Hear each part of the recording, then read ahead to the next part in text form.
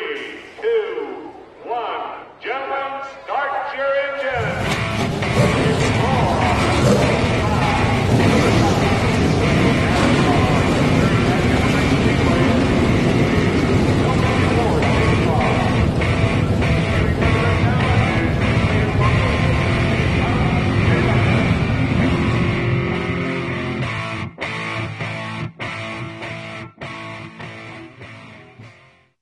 Hello, guys. Welcome back to another episode of Motorsports Digest. We are here with our new co-host, Cameron Gladish.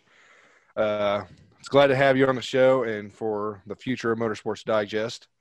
We have had a very interesting weekend. We've had the Indy 500. We had a Dover doubleheader. And didn't Xfinity have a doubleheader too on Dover? Yeah. So that was pretty exciting. I watched the Indy 500, and that was probably one of the best Indy 500s I've ever watched. I don't like how it ended, but Me either. it's a great Yeah, race. I wasn't a fan of that either. Great No, race. I- mean, I figured they would have done red flag, but it is what it is. Yeah. But if you guys have not watched the race, I highly recommend going and watch the highlights. I think it was, 3 laps to go? Spencer Pigot yeah. spun out of turn 4, hit the wall, and hit the brutal accident. yeah. Probably would have died without those tires though. He hit the pit attenuator, tore it all up, and there is a new, article out about how a suspension piece actually punctured the aero screen. So luckily for those in this race and for the future of IndyCar, if that was not there, he probably would have been dead or critically injured. There's a picture of the aero screen, and you can see where it's like something went right through it. Yeah, it's crazy. Cracked and shattered in a spot. Yeah. Well, those cars are just so fragile, Oh, yeah. I mean, when you hit something, it's gone. I mean, you can just look at the Indy 500 on Sunday. It literally showed how fragile those cars were. Oh, yeah. They went up against the wall. I mean, the front wheels were Yeah, and a lot of people were really pushing the limits of those cars too. I think they were pushing them harder than they have, the last 4 or 5 years. But we've had several big crashes. You had, honestly, Connor Daly, he would have saved it if Oliver Askew hadn't spun, but yeah, that was a pretty nasty wreck too. Connor Daly would have been fine. Oh yeah, Oliver Askew. How did Oliver Askew get involved in that? It looked like I think he may have touched the wall, but I'm not sure. But he zoomed into the inside wall. All the smoke from Connor, and then all you see is Oliver Askew look like he's just driving to kill Connor. Right. It was nuts, but I'm glad everybody is okay. I'm glad Spencer Pigot's okay. Yeah. But Takuma Sato and Scott Dixon, they had a battle. I was not expecting to see Takuma Sato be so competitive. He was right there with Scott Dixon all day long. Scott Dixon was leading damn near all day long, but 119 laps. Something like that. Top 5 is Takuma Sato, Scott Dixon, Graham Rahal. Santino Ferrucci actually finished 4th, so that's pretty good. And Joseph Newgarden is rounding out the top 5. Yeah. Honestly, I think had Takuma Sato not gotten around Tony Kanaan, I really think we would have seen a different race. I think Definitely. Connor Daly possibly coming back up. But yeah. It was nuts. And James Hinchcliffe, finished 7th. Yeah. Colton Herta finished 8th. Colton Herta has been on fire last year and this year. So, I mean, I think it kind of sucked though that right at the beginning of the race, some of those cars were already showing that they weren't good. Right, and what's his name? Ed Carpenter. Yeah, Carpenter. What was it, lap 1 or 2? Yeah, he's back. Because I whenever I was watching the race, I'm always looking. I don't ever watch the front cars on the first lap. I'm always looking in the back to see if something. Well, I saw a little glimpse on the TV, and I was like, yeah, "Who is that?" You know, they just hit the wall, and then they didn't even cover it till about like lap 2 or 3, Yeah. whenever he went to the pits. So, you know, it was a sad day for Ed Carpenter Racing, and a sad day for Andretti Autosport. You know, you had Rossi wrecking out, which that was a big heavy hit, Yeah. and they just didn't get the outcome they were hoping for. Mm-hmm. Yeah, and I mean, the Andretti curse lives on now again. Yep. We had 4 races at Dover. I don't think trucks raced there, did they? They did. They did. They Well, were- you had greater than 4 races at Dover. I didn't watch that, so I'm have going you? to tell you who won the truck race, honestly. I think it might have been – let me check because it might have – is Ross Chastain running in the truck races still? I think he does both, but it was Zane Smith that won. Yeah, Zane Smith won the truck race. Justin Allgaier won the first of the 2 Xfinity. And then I don't know who – I can't remember who won the second one. But then Denny Hamlin won the first race.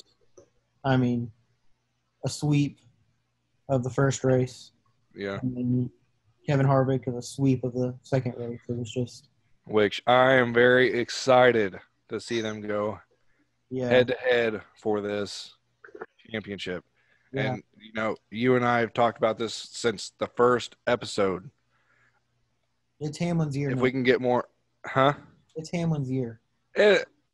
I wouldn't say it's his year. I mean, yes, he's been dominant, but he ain't going to win this championship. I hate to say it. Kevin Harvick's going to take it. Man, I think if What do you think, Cameron? Who do you think is going to take this championship this year? Man, I don't know. I mean, I'm not into NASCAR as much as you guys are, but I can't tell you. I really can't. you got to look at it from the point that Denny Hamlin is, I mean, This is his most dominant year in the NASCAR Cup Series ever. I can definitely agree with that. Yeah. and I think Harvick, he's getting lucky on some of these races. Lucky. I really, Coming from a Kyle Busch fan. That's just luck. That's talent, bub. That is I was talent. about to say, how lucky is Kyle Busch doing? Huh? don't even get me started. I know Harvick is talented. Believe me, I know he's talented. But I think there's some of these races where other drivers are either having malfunctions where they aren't able to keep up, and he's just getting lucky on some of them. Yeah. But Kevin Harvick is your regular season champ. Yeah. They are headed into Daytona this race. upcoming weekend. So the weekend of what day? I can't even tell you what day it is. Saturday. Okay, so the 29th. Yeah. The 29th and the 30th, they are running at Daytona. Yep. Friday night and Saturday night. Yeah, so we are excited. Yeah. Denny's a dominant force at Daytona. Yeah. Oh yeah. So we could see a lot. Yeah, Denny Hamlin does have a good pass there, but so does a lot of other drivers. We could see maybe Martin Truex Jr., maybe Kyle Busch, maybe. You know. But with some news about Daytona, Spire Motorsports, you know, the team that just bought Levine Racing. Yeah. They are going to put Ross Chastain in the number 77 this weekend. Yeah. Which there's a lot of free agents this year, so we don't know what's going to happen with Ross Chastain next year, which maybe he'll go to Ganassi if Bubba doesn't take it, which I don't see why he would, because he's got part ownership in Richard Petty Motorsports. The more that comes out about Bubba Wallace and Richard Petty Motorsports, he's not. And he's got so many sponsors backing him up. Like, he's got Cash App, DoorDash. We've got Columbia Sportswear. You know, I don't think he'll leave. I mean, yes, they are a person sponsor, you know, not a ride sponsor. but They're I don't think he would leave all that backing just to go to somebody else that has. split in part. After he's had. I don't want to say a breakout year because he hasn't, but he's Right. been recognized as a driver, Mm-hmm. whether that be rightfully or not rightfully. But Right. he's not going anywhere. He's going to ride those coattails of Petty Motorsports for a while. Right. And I have an article here on my phone. This is from Jordan Bianchi. He says that Toyota would like to have a second Cup team that operates alongside Joe Gibbs Racing. TRD president David Wilson has said as much publicly, including in an in-depth interview with The Athletic. I guess The Athletic is like something like what we do, Mhm. But the question is, which team can Toyota recruit, and how that may work with the complications of the next gen coming in 2022. Yeah. Richard Petty Motorsports is one team I've heard from multiple sources that Toyota has spoken to, but nothing is imminent yet. So he may stay with the Chevy, he may stay with Toyota, but I don't see why he would stay with the Chevy if he has a 20th place car. If you have backing from Joe Gibbs Racing and TRD and you're supplying them competitive engines to run up front, then I think you would take that offer and, want to run up front and get better statistics. Honestly, I think if you notice, Toyota this past few weeks, it's literally been they're up front the whole time. Right. Most of And the drivers are up front. Yeah. And if I'm not mistaken, I think Joe Gibbs Racing is the only Toyotas. No, they're not the only Toyotas because they've got you've got Christopher Bell and LFR Racing. Yeah. But there's not many. You see more Fords and Chevys than you do Toyotas. Yeah. Joe Gibbs has the top tier. Yeah, for sure. That's just like Hendrick having top tier Chevys. So, yeah. And Stuart Haas having Toyota's more of a lot more of short track racing than it is. Right. Yeah. And whoever thought to have Toyota and Richard Petty in the same sentence, Yeah.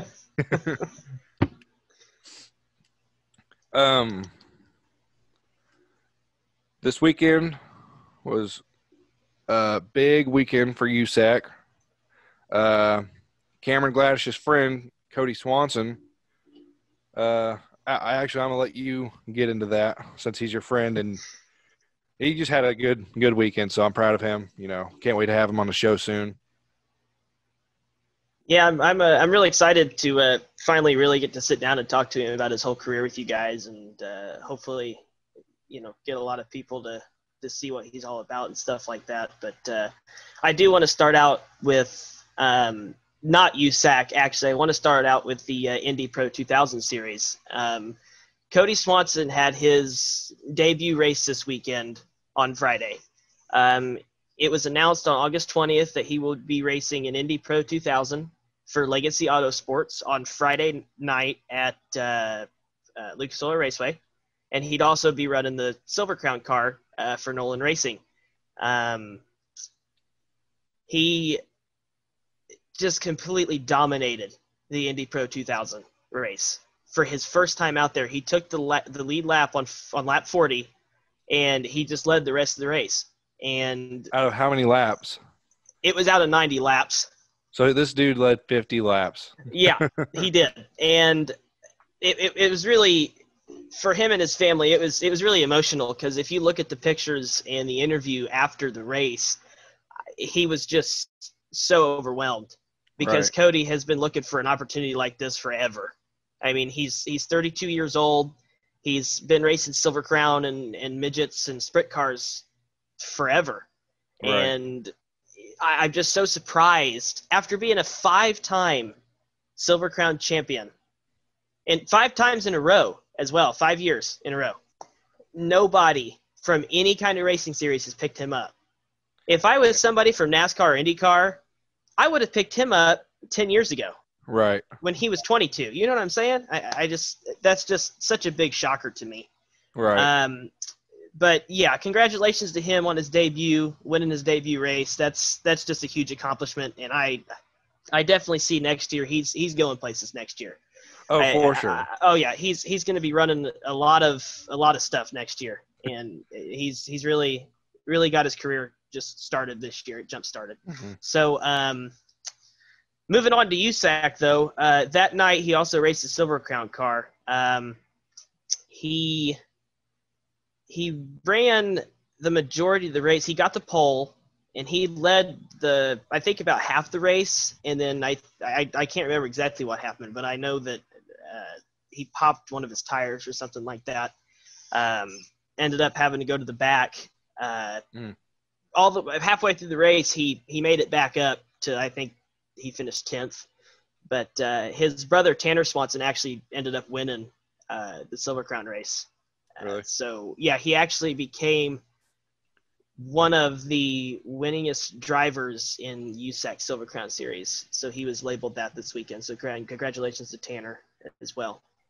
Man, there's a lot going on at Lucas Oil Raceway. They also raced at Lucas Oil Raceway on Saturday. They raced midgets there, and they also raced sprint cars. God, there were so many midgets. I think there's 32 pavement midgets there that night. Those are my favorite. I love those. Oh yeah, man, coming from my standpoint too, I love midgets. Midget racing is just so intense, and it's And you'd think that Silver Crown racing is more fun to watch because they're bigger, faster, more competitive. But in all reality, I personally believe in USAC that midget racing is the most competitive racing that you could probably ever watch. And especially it's one of the biggest stepping stones too to get into IndyCar or NASCAR. Oh yeah, and especially on dirt track racing, them midgets. If you watch them they bounce around the track, they bump into each other, they just go at it full time. Coming from your race too, whenever you were doing a wheelie on the front stretch. yeah, that was only my second time in that car too, so that was definitely different for me. But I mean, a hell of a show this weekend. The midgets ran. I think there was a total of 2 or 3 cautions out of the whole race, which is not that bad for as much competition that was going on.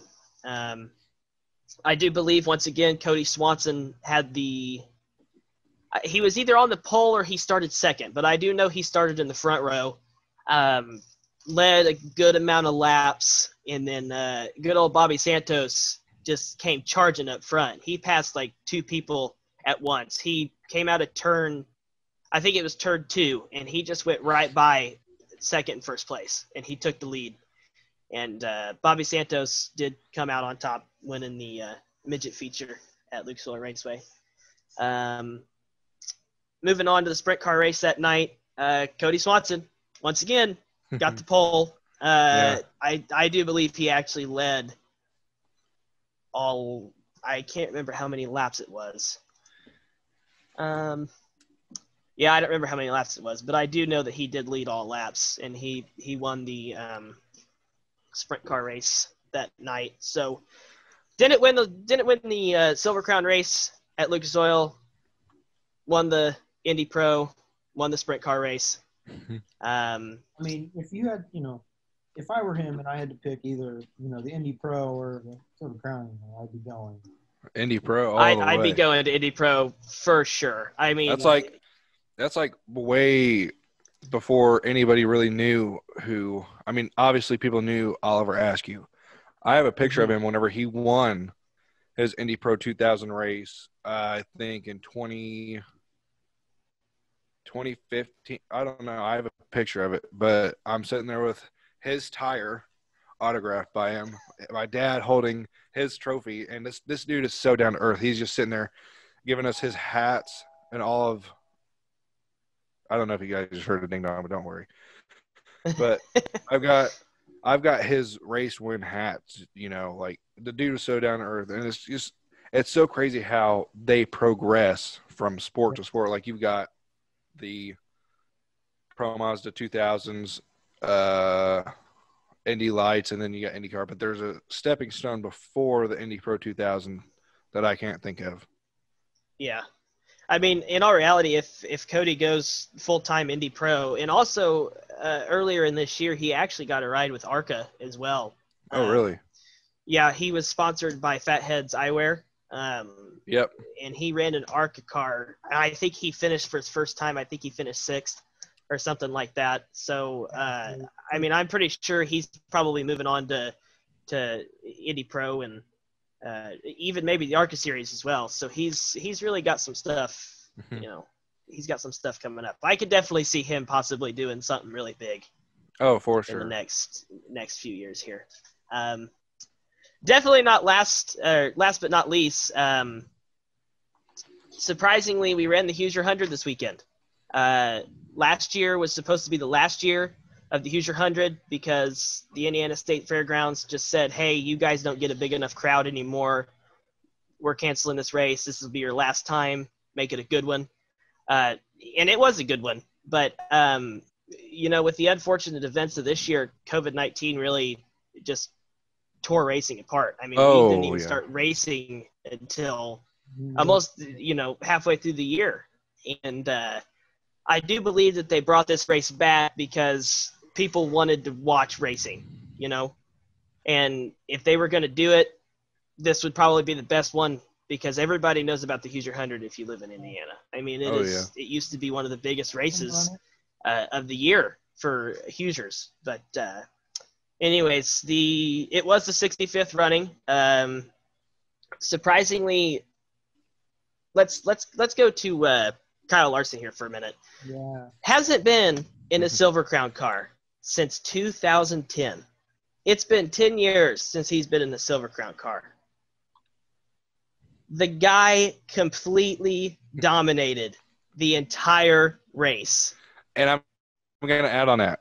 So with his dominations that he has been having with the World of Outlaws and, all of his accomplishments since, the unfortunate event on the iRacing happened. Yep.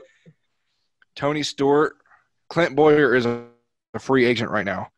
They said they will, if they cannot be, or if they, sorry, I'm losing my train of thought. If Kyle Larson cannot be reinstated next year, then Tony Stewart is going to say something and put him in the number 14 for Stewart-Haas Racing. And I don't see anything wrong with that. Nope. Kyle Larson, everybody makes mistakes. The dude has talent.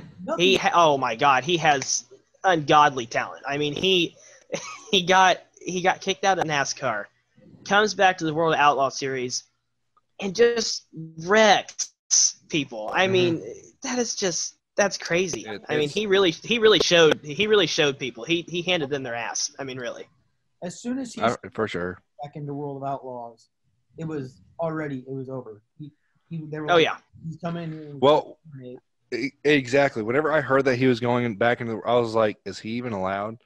And then, he did get a little bit of backlash for going back to racing as quickly as he did, but the dude listed both of his houses up for sale because of, his, I would say ignorant remark.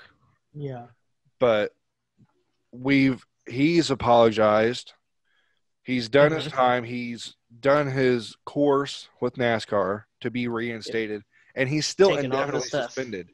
But this dude, every single race is out there dominating, winning. He won the $50,000 on that.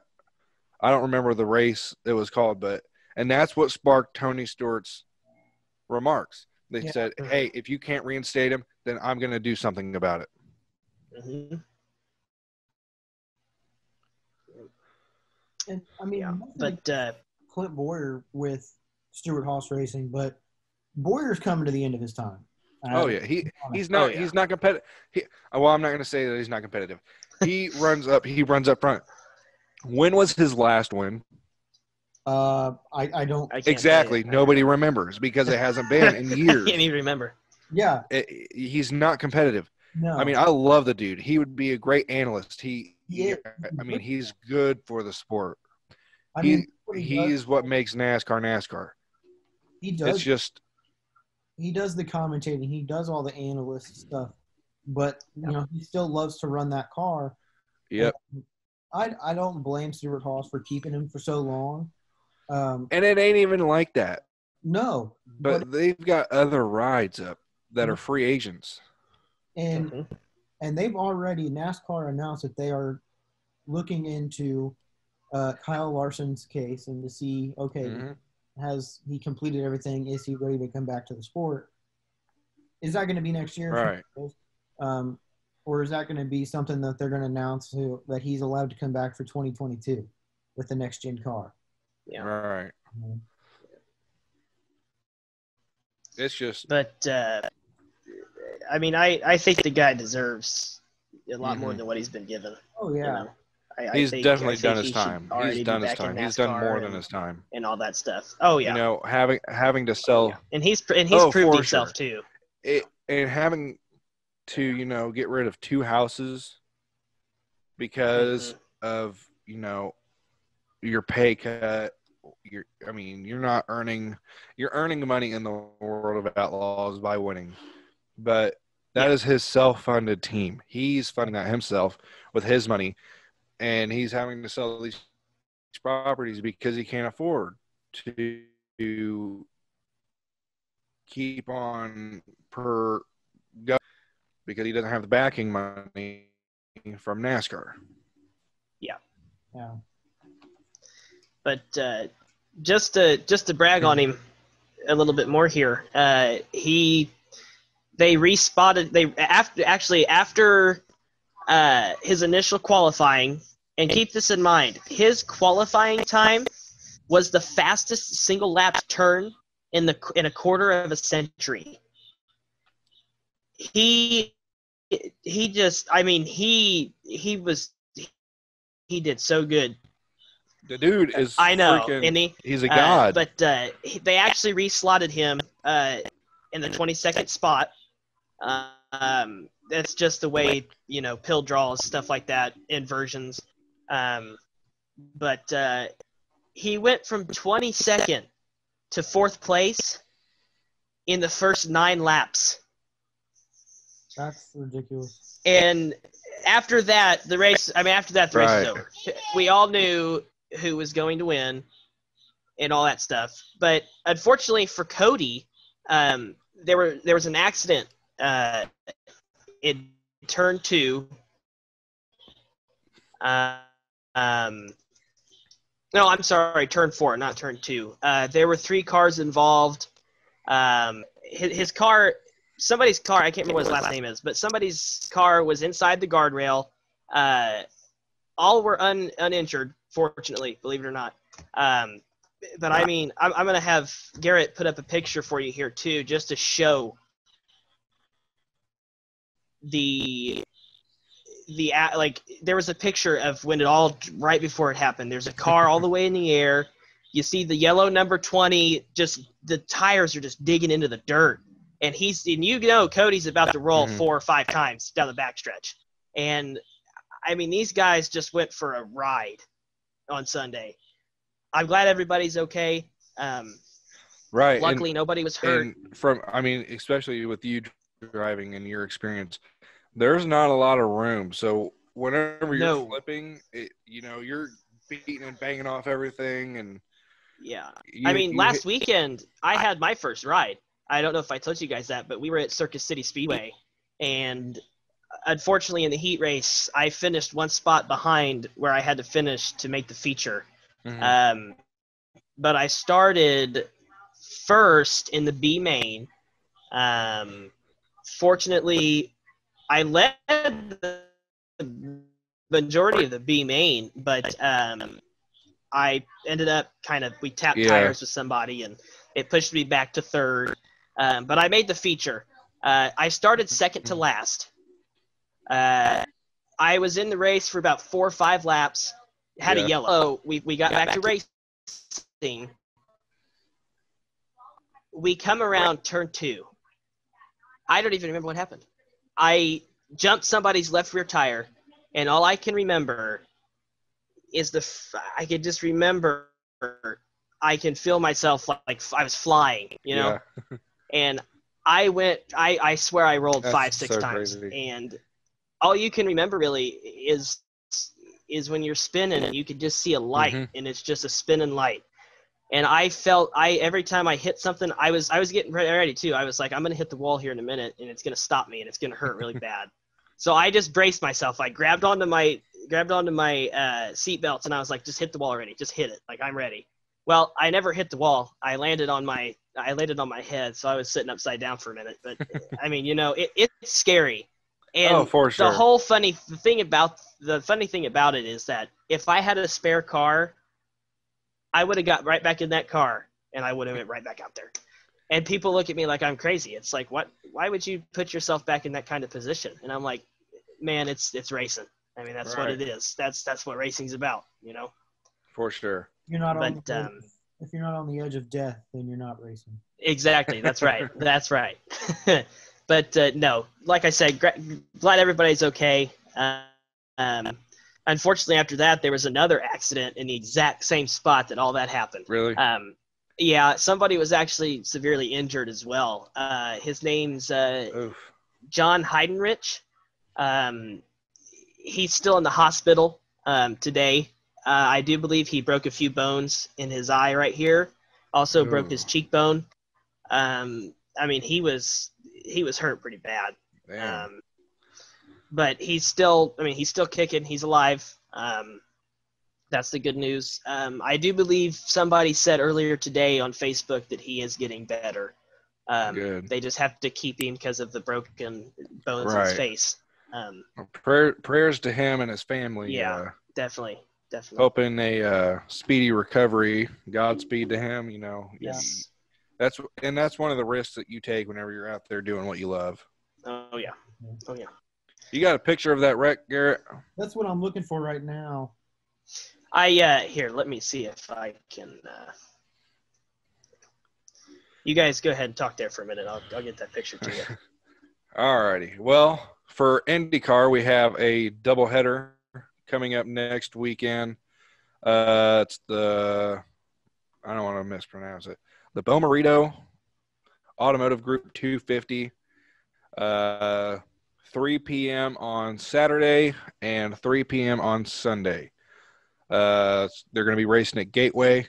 I love Gateway because it is not your normal oval track. Well, I guess it would be an oval. Yeah, But one turn is bigger than the other, so they're going to be carrying a lot of speed down the front and back stretch just to be slowing down into turns 3 and 4. So I love that race. Did you see the announcement for the Toronto track? Do what? Have you seen the new picture of what the new Toronto track might look like for Indy? It is intense. I mean, it's like it's kind of like the Tricky Triangle, except it's on the brickyard level of this. I mean, it's really amazing. Yeah. I think I'm looking at it, but I don't think I'm looking at the right thing. I'm going to show this of that wreck. Yeah, I mean, just look at that. Oh.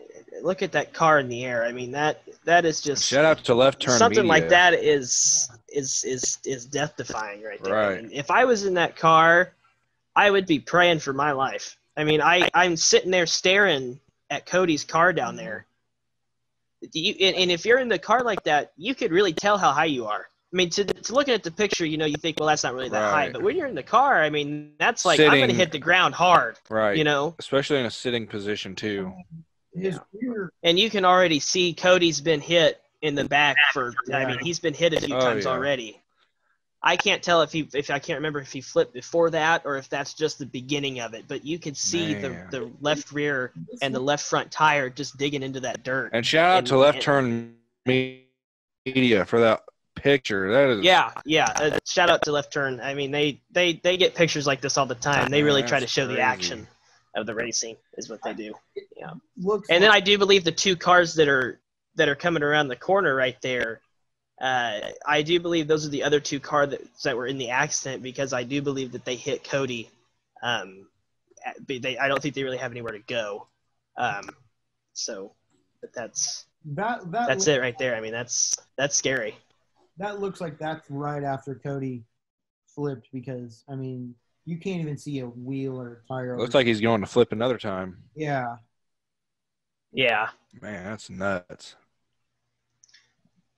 Yeah, it's different. I couldn't imagine. I couldn't do that. I mean, I think I could go fast, really, really fast, but I don't think I could be flipping. Let me see if I can find it here.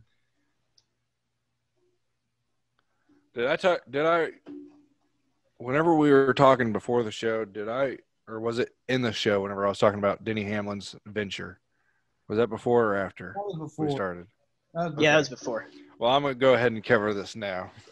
Go ahead.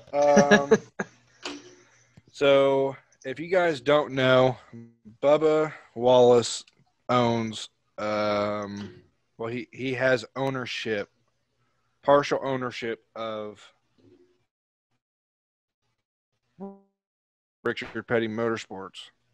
So there is a rumor flying around that Denny Hamlin might take some ownership of Richard Petty Motorsports with Michael Jordan.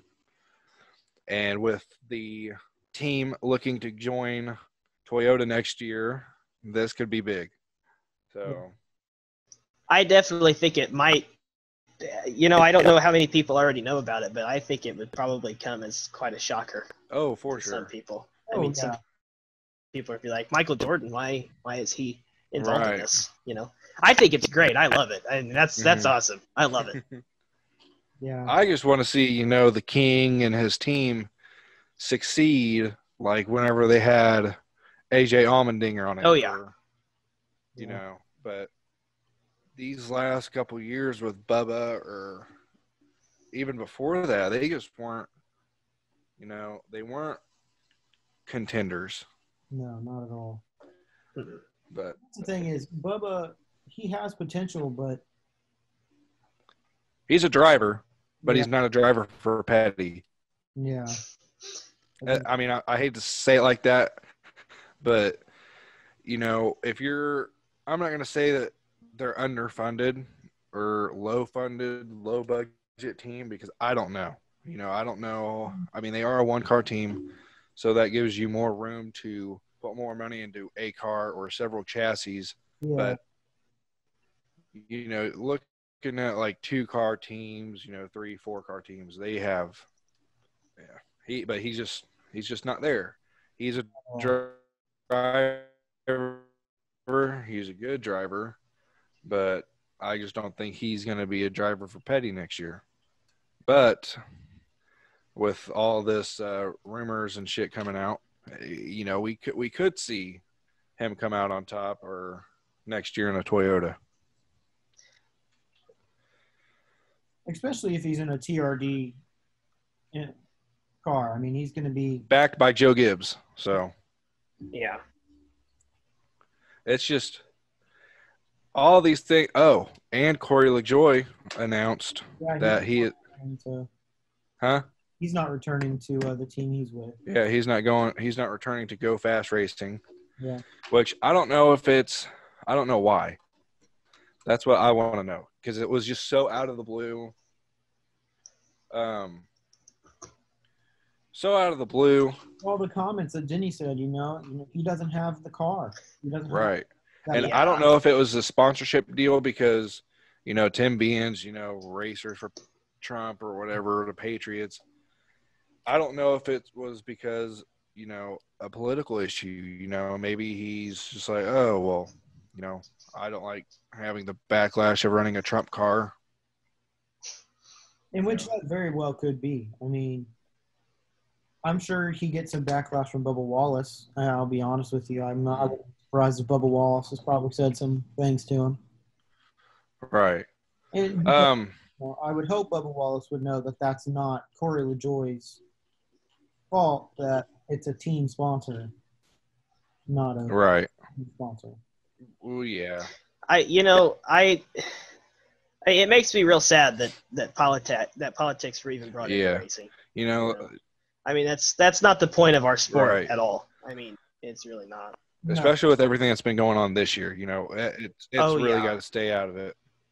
Oh yeah, because when you bring politics into something, that really destroys the reputation and the atmosphere. And it really destroys. It's gonna make it the more atmosphere divided. too. Oh yeah, and that's just not what we want. Right. But I'm gonna pause you guys here for a second. I'm gonna give a sponsor shout out to our team at Gutswear Racing. It's your one-stop shop for all your IndyCar, Le Mans, Formula One needs. I took Garrett there I think it was last week or 2 weeks ago. We loved it. I love it. I go there. That was my second time being there. The website is currently being worked on right now. Mm-hmm. So just for any of your diecast needs, like I've got my new Daily, my new Dixon, my new Canon. Just go there, hit them up. It's Gutswear at eBay. Fair pricing. Sometimes it's even lower than market price. Yeah. So go out there and check them out. Yeah, he generally has first grabs on all the. Oh yeah. He's one of the largest green light distributors in Indiana, other than Green Light. He's bigger than that. But yeah, hopefully all this COVID stuff slows down so we can actually. Yeah. Because Garrett and we were going to do an intro with him, but he wants to make it nice and add a track and. Yeah. Showcasing all of his goodies. Yeah. Yeah, and he's even talked about, getting us into the track with him in his trailer. Yep. So we've got some things in store. It'll be fun when it all goes down and we actually are at a track with him, Yeah. And we've got Gladish Motorsports. So we've got Cameron Gladish's team that he's branding and coming up with next year. He's been making some contributions to the show too, as well as being a new host. So we thank you for that. We're glad to have you on the show and on the team. Thank you. I'm glad to be here. It's a great I'm gonna throw it back to you just a little bit. Garrett, I'm not finding this new Toronto track. I can't find it either. My phone has no service right now, so I can't. Oh my God! See, that's what you get for living in Terre Haute. Dude. Also, go ahead. I updated my phone and I've lost service, and so it just stops sometimes. I would say iPhone problems, but I have an iPhone, so. There you go. Me too. If you guys don't follow us on the social, we've got Instagram, Facebook, Spotify, YouTube. Our Facebook has been blowing up, so thank you to you guys. Also, I want to give a shout out to Daniel Owens. He was our giveaway winner. I just shipped out his package yesterday, so hopefully he'll be getting that soon. I just want to say thank you to everybody that participated with this giveaway, and I want to give a shout out to Gutswear for helping us, you provide us with the diecast to do that with. We are going to have some bigger things in store. Yeah. Coming up. It won't always be the 164s. Oh no! We've got the backing to do it. So yeah. So you stay tuned for all that. And I'm in a lot of diecast groups, so hell, I might even go out spend the money for you guys. Yeah. We'll be doing raffles, giveaways. Hell, we might even do a couple Zoom calls like we did with Tony Kanaan, where we're invited and, hey, what's this trivia question and us answer. If we're allowed to, post it. But... Yeah. Well, I don't think we're not able to. No, we're not able to post the Tony Kanaan one, unfortunately. But yeah, because it's under SiriusXM's trademarks and licenses. So, but I do want to say this past weekend was amazing. I thoroughly enjoyed it. I watched a couple highlights of the NASCAR, but it's not.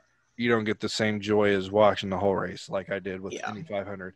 Dover was an experience for a lot of it was definitely an experience for Kurt Busch because Kurt Busch was getting hammered left and right by either getting wrecked out in the first race on like lap 5 by Eric Jones. So I don't even feel sorry for you, Eric Jones, for getting dropped by Joe Gibbs Racing. Yeah. But then also, somehow, some way, the freaking track breaks and a large piece of concrete comes out and goes right into Kurt Busch's wheel and front end.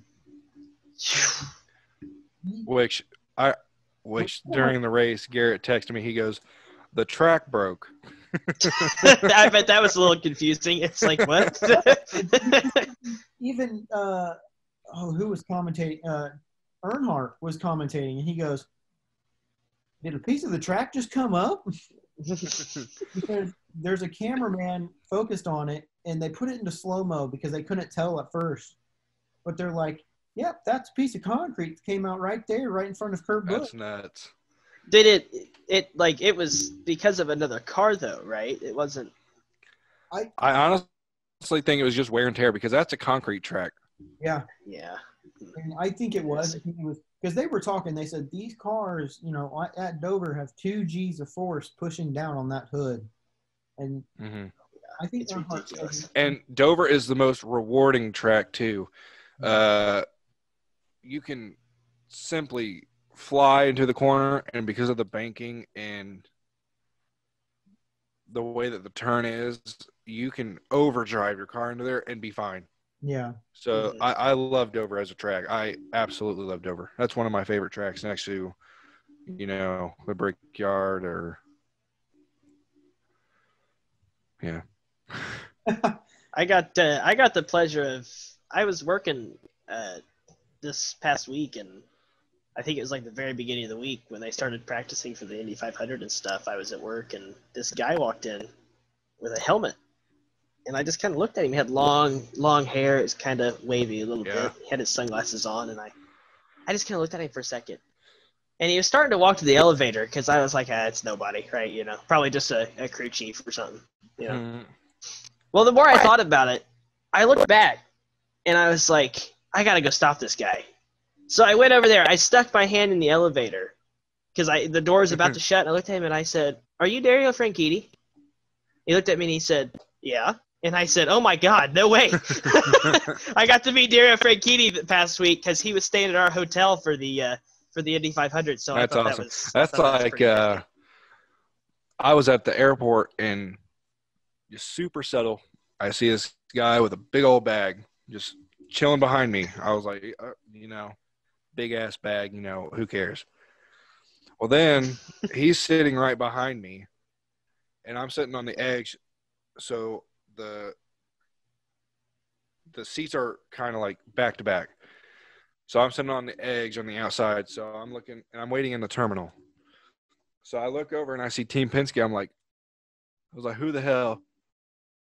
So I go and get a drink. So I'm walking back. I'm like, holy shit, that's Juan Pablo Montoya. Oh, my God. So I'm like, dude, can I have a picture with you, please? And I'm just being awesome. like super subtle. And so I snap a picture. That was really cool. And that's the thing. That's awesome. In the IndyCar atmosphere and their attitudes are impeccable. I love that sport. The way that they treat fans is absolutely phenomenal. You get Kyle Busch. Sorry, Garrett. You get Kyle Busch, and you're talking to him, and he's acting like you're a burden. Oh yeah. Meanwhile, I've had 10, 15-minute conversations with Connor Daly. Tony Kanaan, Ryan Hunter-Reay, and they're giving their full undivided attention to give you that perfect moment that you're thinking. So that's the thing. That's the thing about racing is it's like we're not like celebrities. You know what I'm saying? We like to be with the fans. Right. Kyle Busch, he's a little different. He thinks he's hot shot. That's but Kyle fucking Busch. That's Yeah, Okay, that's right. but this isn't his year, so he needs to settle down. not at all. No, it's definitely not his year this year, is it? No, it's not. The only No, driver but, I met is William Byron, and that was his rookie year. I met him at the Brickyard. He was walking around Yep. Colors, and like no one realized it was him. But like I look at him, I go back, and I'm like, that's William Byron, just walking. I mean, he's in a fire suit, so it's obvious that he's somebody. And obviously, after I go up to him and because I grabbed him. Everybody starts swarming him. Yeah, everybody's like, "Oh shit, that's somebody important." It's like, That's awesome. he knows him. that's my favorite part about racing right there is the fans. Yep. I mean, I love walking up into the stands. And I don't think I've ever had seeing a all these bad people day and- with a fan of racing, at the Indianapolis Motor Speedway or the Speedrome. It's They're always so supportive. Yep. Really. It's like another place to call home, really. Yeah, it really is. But so we're going into Daytona next week. Cameron, you said that you don't really follow NASCAR all that much, but I'm gonna give. I love Daytona. Yeah. I tell you that if anything, I'm definitely gonna be sitting down watching that one. I'll tell you that. I'm gonna let you guys pick 2 drivers as to who you guys think will be the winners. So that's 2 for you, 2 for you, and 2 for me. So I'm gonna start with you, Garrett. Who do you think, without practice or qualifying, this is Tuesday the 25th. The starting lineup has not been released yet. So who do you think is going to start, and who do you think is going to win the race? I think Denny's going to get the pole. And then I think it's going to be tough, man. It's going to be tough between Harvick and Denny. They're going to go at it, obviously. Yep. No matter where Harvick starts, he's going to be a powerhouse. He's going to come up from the back if he's in the back, which I highly doubt he'll start in the back unless he fails an inspection. But it's tough to say if Denny's going to be able to hold off Harvick or if Harvick is going to, just completely run that race. But like I said earlier, Denny Hamlin, he's a 2-time Daytona 500 winner. Yep. He knows that track. Yeah, it's definitely going to be crazy, because you also have to think about the big ones that are going to take nearly half the field out. So, yeah. Cameron, what are your predictions? Who do you think is going to start on the pole, and who do you think is going to finish first? Man, I'm going to go with Harvick for the pole. Yeah. I mean, I like Kevin Harvick a lot. I think he's a good race car driver, especially this year. I mean, he's been this year for Denny Hamlin and Kevin Harvick, Yeah, and I'm not gonna lie to you, man. I'm gonna throw it out there. I think I want to see Elliott win. Yeah. I love Chase Elliott. I do too. I do. I want to see him just completely dominate the field. Oh yeah. I've been following him. I've been following Elliott since he was in the Nationwide Series in 2014. Yeah. I had his race win diecast whenever. So I would have been 14 in 2014. So I don't know how old he is, but I've been following him for a long time. I had a lot of his diecast. Sadly, I got rid of him. But I don't think he's going to do it this time. You don't think so? I don't think so. I'm going to go with Joey Logano on the pole, and I hate to fucking say that, but I think he's going to be on the pole. And hear me out. Hear me out. Martin Truex Jr. may win this race. I could think that. I can see that. Those are huge. I can't stand Joey Logano, but he and Martin Truex Jr. have shown nothing but competitiveness at Daytona. And I know everybody's going to be like, oh, well, everybody competes at Daytona and they always show, they're competitive. No. No, yeah. Martin Truex Jr. lost to Denny Hamlin in the closest finish ever at Daytona. And they were on the same team. So, I don't know. This could be an argument to be made because even NASCAR themselves were asking him, Truex, they interviewed him. They said, what do how do you feel about going into Daytona? He goes, well, I hope I can at least finish, but I'd like to take a win. And he has, you can't look back at any of these past races and say that Truex hasn't been hasn't had that chance to win because he's Right. been in that top 10 almost every race. Mm-hmm. I mean, literally the first race at Dover, it was a 1-2-3 of JGR, of all Toyota. Yep. With Denny right there, Truex, and then Kyle Busch. So I think it's going to be very exciting. And for the doubleheader at Gateway, that's going to be very exciting. Hopefully, I'm going to pause that real quick. We have some big news. So I think it was last episode we covered, Garrett, that Team Penske was dropping Acura in the IMSA. yeah. Elio Castroneves is going back to full-time racing in IndyCar. No shit. So, and he doesn't think that Penske will maybe, bring him back. But, maybe we could see him back with Penske again. Maybe Ganassi, maybe. I think he's running with Penske this upcoming race, so maybe they'll go back to being what they were, hopefully. That reminded me. I think Tony Kanaan announced that he was going to do another season. Mm-hmm. Yep. Because of COVID, and he even said he thinks that Jimmy Johnson should do it too. He said, COVID, yeah. Yep. Johnson both need to redo this last. Yeah. But Johnson said no because he's doing his IndyCar endeavors. Yeah, he goes no. He goes Hey, kudos to him, man. I mean that's something. I'm excited. I am too. That's awesome. That makes me wonder. Is Tony Kanaan still going to do a truck race next year? Oh hell yeah! But it's gonna be on his schedule because if he's doing his last lap tour, like he was this year, maybe he's only gonna do ovals. Maybe he's gonna do a full season. Yeah.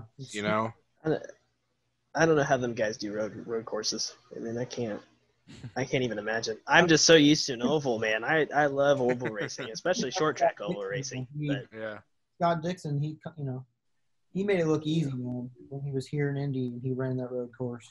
It was nuts. Yeah, he did. But we're definitely going to see – I'm going to call it now. I'm going to say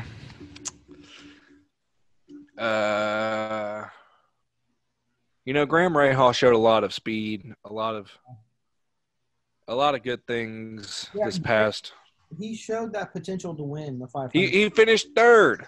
I know. He had it. Again, like I said, had it not have been for Tony Kanaan letting him around. And Spencer Pigot wrecking, that would have been hell. We would have seen a different Dixon may have caught up, but I don't know. It would have been a total – just like you said, a totally different outcome had it not been for that wreck. Yeah. Well, that wreck really, And if you guys don't know what we're talking about, just watch the highlights, or I'm sure that you can find the pictures on Google because it was a nasty wreck. I'm thankful that Spencer Pigot is okay, which he did say in an article that he passed out. Once the crew got to him, they got him out of the car and he passed out, and then he woke up. I could see him pass out. He was laying there on the ground. Which he was released. He is okay and cleared. No injuries. He was just a little shaken up, as I would be too. I'm going sideways into a pit attenuator, and it was nasty. Yeah, and the thing that I wonder is what went through his mind when that whatever came through his guard on the screen.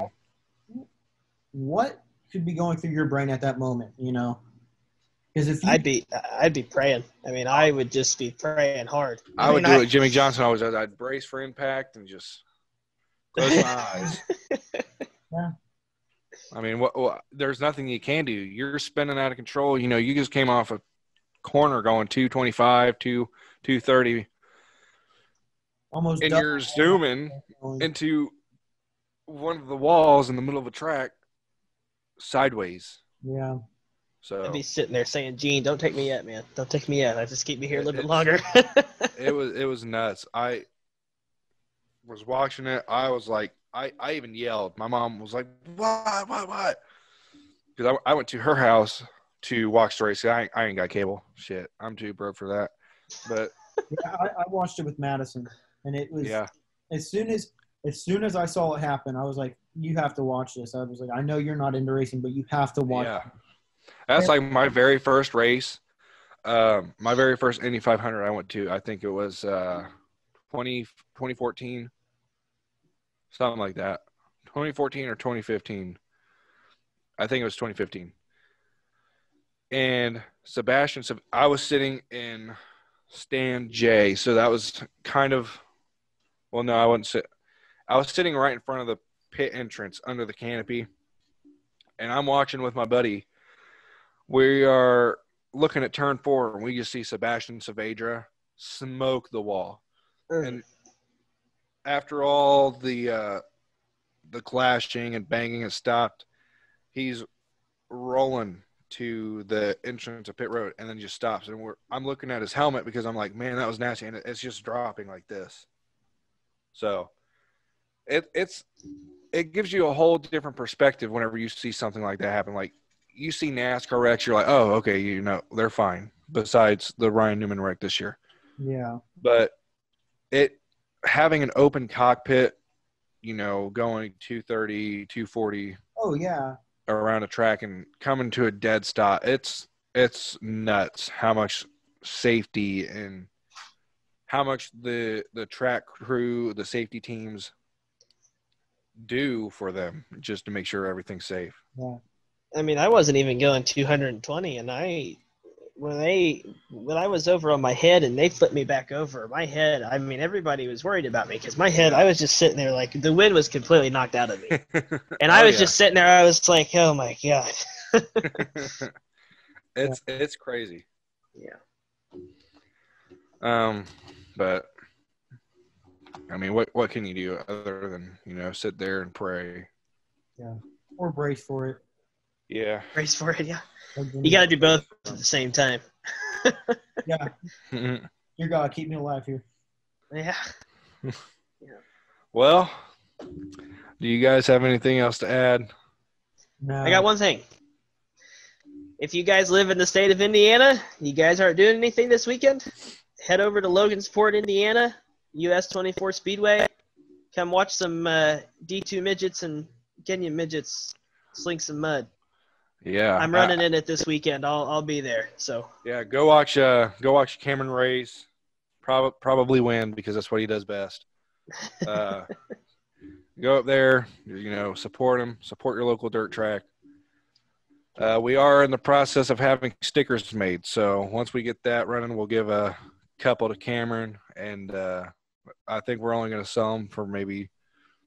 We're working on a price because they are kind of large, so just keep an eye out on that. Also, we're gonna hopefully get some shirts made too. So with our Motorsports Digest and hopefully some more sponsors that we're going to be getting sometime soon as well. So big things coming. Big things coming. Really, we're excited. We just completed our first giveaway, so we probably won't do another one for probably about another month or two. But this next one will probably be big, and it will probably be a raffle. So if you guys want to follow our Facebook page, our Instagram, follow us on Spotify. It's all Motorsports Digest. And then go to our YouTube channel. Keep giving it the support that you guys have been. Hopefully we get some more views because Cameron's on here. He's the one that gave us the most views. Now that your face is on here, Cameron, it's literally it's just going to be constant. Yeah, for sure. I hope so. I really hope so. Just go out, support us. Well, we're going to be having some things in the shop so we can, get this bigger than what it is now. Yeah. But thank you guys for watching. Shout out to Gutswear Racing. Shout out to your team at Gladish Motorsports. Thank you guys for watching. We will see you guys on the next episode of Motorsports Digest.